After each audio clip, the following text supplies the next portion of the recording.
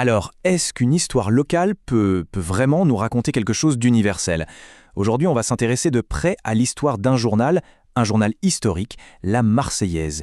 Il a vraiment frôlé la catastrophe, il a dû se battre pour sa survie, et finalement, il a connu une véritable renaissance. C'est l'histoire d'une crise, bien sûr, mais c'est surtout l'histoire d'une résurrection. Regardez bien ces deux dates, 1943-2020. C'est tout un drame qui se résume là, en fait. Imaginez, 77 ans d'histoire, de reportage, 77 ans de vie locale, tout ça balayé d'un coup par une décision de justice. La question qu'on se pose, c'est comment un tel pilier de la presse régionale a-t-il pu en arriver là? Et, encore plus fou, comment a-t-il pu survivre à ce qui devait être sa propre fin? Bon, pour bien saisir tout l'enjeu de cette histoire, il faut vraiment comprendre ce que la Marseillaise représente. On parle d'un journal fondé en 1943, en pleine clandestinité, pendant la Résistance. Donc ce n'est pas juste un journal, c'est bien plus que ça. C'est un symbole, c'est une véritable institution dans tout le sud-est de la France, une voie qui a traversé des décennies et des décennies. Le problème, c'est que même les institutions les plus solides, elles peuvent vaciller. Et au début de l'année 2020, la Marseillaise était déjà face à une crise vraiment profonde. Une crise qui en fait rongeait toute la presse écrite. Mais ce n'était rien à côté de ce qui allait arriver. Un événement mondial allait transformer cette lente descente aux enfers en une véritable chute libre. Le mal il était chronique en fait. C'était un peu la tempête parfaite. D'un côté, la baisse des ventes en kiosque. De l'autre, l'érosion des abonnements. Et puis, bien sûr, l'effondrement des revenus publicitaires. Bref, la spirale infernale que malheureusement beaucoup trop de journaux connaissent.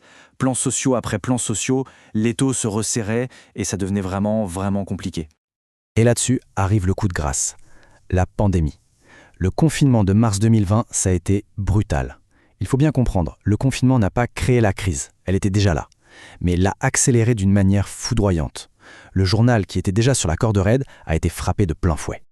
Et là, en l'espace de quelques mois à peine, tout a basculé. D'un coup, on suspend la parution papier. Forcément, ça coupe la source principale de revenus. L'air est devenu irrespirable pour l'entreprise. Et le 13 juillet 2020, la nouvelle tombe. La décision du tribunal de commerce sonne le glas. Liquidation judiciaire. Pour beaucoup, ça a été la stupeur, la fin pure et simple d'une époque. Mais l'histoire aurait pu s'arrêter là. Sauf que non. Au cœur même du désespoir, l'inattendu se produit. Le sursaut. Il y a un groupe local qui a tout simplement refusé de voir ce symbole disparaître. Le combat pour la survie, il ne faisait que commencer. Et dans ce combat, il y a un acteur qui va vraiment se distinguer, c'est Maritima Media, un groupe de presse et de radio qui est basé à Martigues. Et à sa tête, à l'époque, il y a son directeur général Thierry Debars. C'est lui qui a vu au-delà de la simple crise financière et qui a cru, dur comme fer, qu'il fallait absolument sauver ce titre.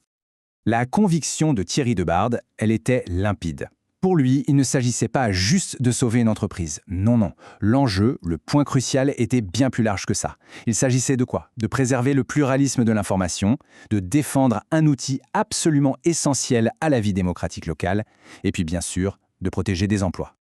Alors, la question c'est, comment on convainc un tribunal dans une situation pareille? Leur dossier, il reposait sur 3 piliers super solides. Premier pilier, l'argument massu du pluralisme. Deuxième pilier, l'impact social évidemment avec la sauvegarde des emplois.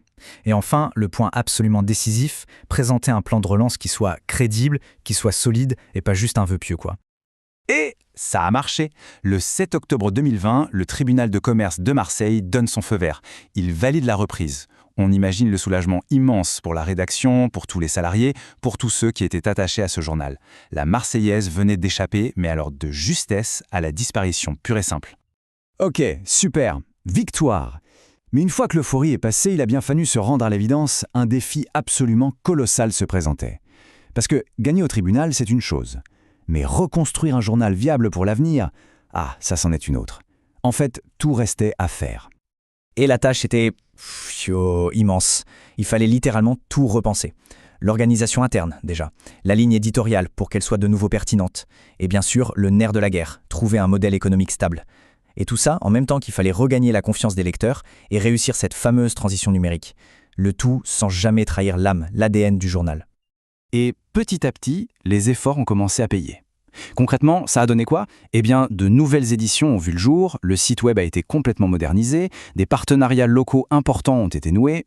Bref, le journal renouait avec sa mission première, être la voix de son territoire.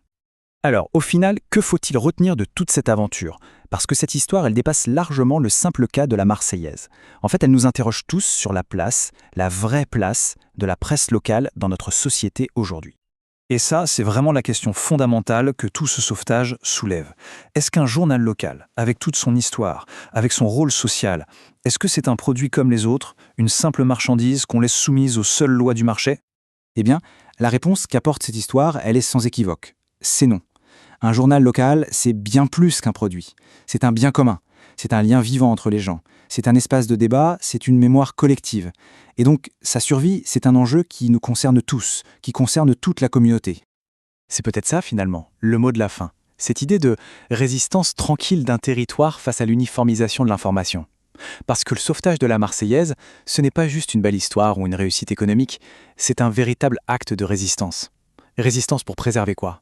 Une voix unique, une diversité d'opinions, tout ça face à une information qui a tendance à être de plus en plus standardisée. C'est une histoire qui, vraiment, donne à réfléchir.